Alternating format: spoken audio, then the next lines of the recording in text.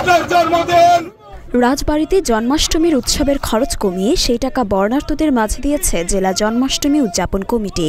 সোমবার বিকেলে রাজবাড়ী জেলা প্রশাসক কার্যালয়ে জেলা প্রশাসক আবু কায়সার খানের কাছে সনাতন ধর্মাবলম্বী নেতারা 1 লাখ টাকা সহায়তা দেন।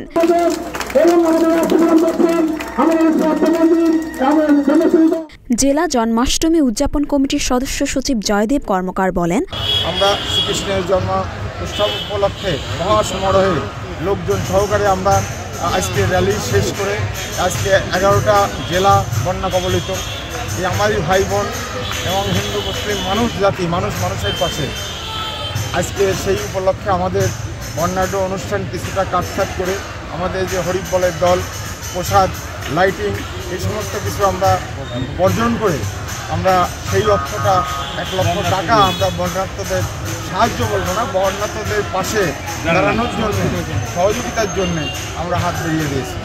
এর আগে রাজবাড়ী জেলার জন্মাষ্টমী উদযাপন কমিটির উদ্যোগে জন্মাষ্টমী উপলক্ষে লক্ষ্মীকোল হরিসভা মন্দির প্রাঙ্গণে আলোচনা সভা অনুষ্ঠিত হয়।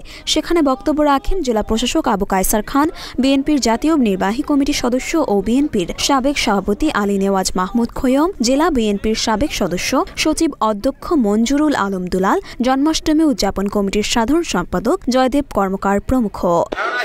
উৎসব ছিল, সেখান থেকে তারা করে বন্যার্থীদের জন্য 1 লক্ষ টাকা দান করলেন। রাজবাড়ী পার্টির পক্ষ থেকে আপনাদেরকে আন্তরিক ধন্যবাদ জানাচ্ছি। যেহেতু আমাদের বন্যার্থীর কোনো ত্রাণের ফান্ড নেই, আমরা এটা মাননীয় প্রধান উপদেষ্টা যে বন্যার্থীদের তাকে ফান্ড রয়েছে, এটা আমরা আগামীকাল ব্যাংক খুললে আমরা তাকে জমা দিয়ে দেব। আমি আবারও আমার এই সনাতন ভাই বোনদেরকে আন্তরিক ধন্যবাদ জানাচ্ছি। মরিয়ম মিম, ঢাকা পোস্ট।